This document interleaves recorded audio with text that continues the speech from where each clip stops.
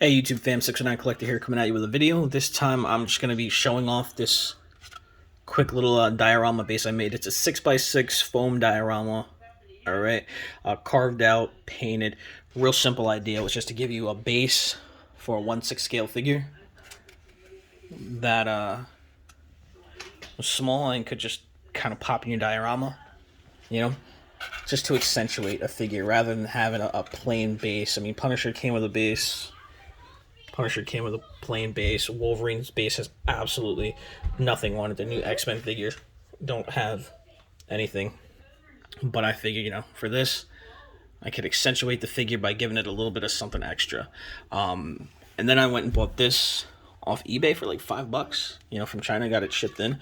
This I got because I wanted to have the option to pop a base in there in case I wanted something more stable, something a little bit more long-term, and I didn't want to have to worry about it possibly falling over on me. So with this, I can put that in there and just not have to worry about this tipping over. I thought maybe, you can't really see the base at all from a certain angle. I even thought about maybe taking the post and just drilling a hole into the foam and sticking it down there so that would hold. So either one of those is an option. If I had like a sideshow post I wanted to use, I could put that in there, or to get this cheap option. But that's it. The technique I used, using the foam cutter here to get, when I'm getting the seamless corners, cutting in the edges with the foam cutter is just super unreliable because it's so hot and it really just starts to melt the edge as soon as you get on there. That's why since these are carved, these bottom 3 rows are one piece. It's all the base piece there, and that's all carved in all the way around. You can get much cleaner corners there for the seamless corner look. But then up top, because these were melted, I just said, screw it, and I just added gaps through the whole thing just to kind of make it look a little more uniform. And then I crumbled parts and did it on both sides, just to kind of make it look a little bit more uniform in its rundownness for the rooftop. Now this here, you can see there's a slightly different texture down there than here, because this is actually the outside of a piece of foam. This is an outside corner. So these were all cut from the inside. This is actually, I think, I guess this is these pieces here that you would see.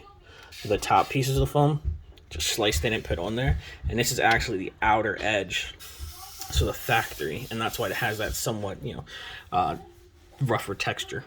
But once that was down there, I went with the smaller pattern. Instead of doing like the 1/2-inch bricks, I decided to go for a smaller pattern to see how it looks with the 1/6 scale figure. And honestly, it's not really making that much of a difference for me. I don't love it or hate it anymore, but it's a lot more work to go with the smaller brick patterns rather than like the 1-inch by 1/2-inch. And honestly, at this scale, it is what it is, but I kind of like that better. So you got to kind of futz around to get the 3 rows down here, where with the 1/2-inch bricks, you could have just made 2 right across and made that a little bit easier. Nothing intricate, no wood here, nothing going around like the last one. Just did this because it was nice and simple. But one thing I did do extra was I did the inside of this. So, if you wanted to have the figure, for whatever reason, displayed on the inside, I decided to just do the brickwork there. It wasn't much harder since I was cutting them anyway, and they lined up, and because I didn't have to worry about the inside corners, it's a little bit cleaner, and I didn't have to dirty it all up. So you had the option, the inside or the outside. But this again, just another attempt at an idea, working on something, seeing how I do, trying to figure out my foam cutter, my cheap little rinky-dink foam cutter, and get it to work best for me. But that's it. Thanks for checking it out. Hope you like it. If you have any questions, hit me up, 609 Collector.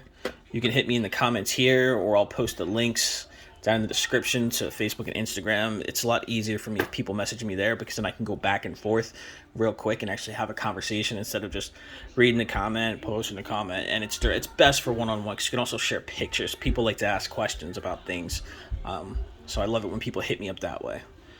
All right. So thanks for checking it out. Tell me if you like it, if you think maybe I should do more. Maybe I'm thinking about doing a full rooftop base actually like this. Just a front here, just flat with a wall across the front, and having the whole back section, like have the detailing shelf, where it can be like the top of a roof, and then the front can be just, glass, or maybe bringing it all the way up to the front. Maybe do two different kinds, because again, it's just the base, and I do this, so it would allow me to put the base. Even if I decided to raise it up, I could raise it up and do slight bricks, and then put it here. It's actually a good idea.